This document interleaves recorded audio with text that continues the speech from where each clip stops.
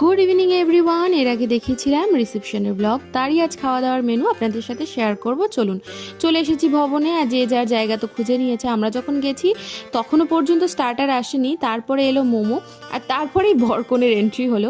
পুকু নিয়েছিল চিকেন পকোড়া, সেখান থেকে আমিও ভাগ বসালাম, তারপরে বসে গেলাম খেতে। আচ্ছা, তার আগে বলি, দু একটা ফুচকাও কিন্তু খেয়েছি। প্রথমেই প্লেট পড়লো, সাথে জল, তারপর প্লেটে এলো লেবু এবং চিকেন সাটে। চিকেন সাটেটা দুর্দান্ত ছিল, বহুদিন পর কোনো বাড়িতে চিকেন সাটে। তার সাথে এলো স্যালাড, আমি তো আরেকবার চেয়েও নিলাম। এরপরে এলো তুলতুলে গরম গরম নান, তার সাথে চানা মশলা। তারপরে এলো গরম গরম সাদা ভাত, ভেজ ডাল এবং পটাটো চিপস। ভাবি ডাল স্কিপ করে যাব, কিন্তু এই লেবু মেখে ডাল খাওয়ার যে একটা আলাদাই অনুভূতি থাকে।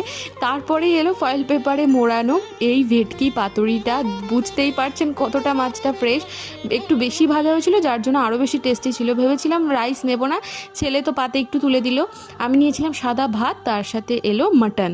তারপরে এলো ফ্রুট চাটনি, পাঁপড় ছিল, কিন্তু হঠাৎই লোডশেডিং হয়ে যাও, সেটা আর ক্যাপচার করতে পারিনি। দাদাকে না করা সত্ত্বেও দাদা একটা লট চমচম দিয়ে দিয়েছিল, এবং ছিল রসগোল্লা, যেটা আমি কর্তার প্লেটের থেকে দেখালাম। খাওয়া সেরে উঠে স্টল থেকে নিয়ে নিলাম আইসক্রিম, এবং শেষে একটা মিষ্টি পান নিয়ে চললাম বাড়ির পথে। বাঙালি হয়ে জন্মাতে চাওয়া আর হাজার একটা কারণের মধ্যে বাঙালি পদগুলো আরও একটা কারণ।